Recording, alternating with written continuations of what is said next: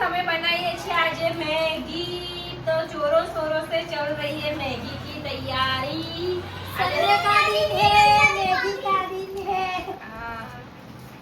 आज सब लोग खाएंगे मैगी।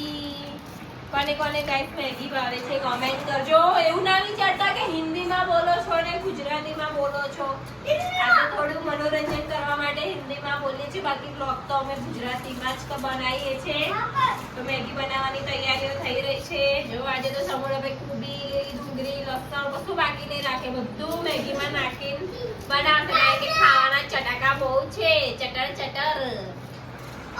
ગાઈસ મેગી ને પોલિથીન માંથી કાઢીને મેં ભેગી કરી દીધી છે।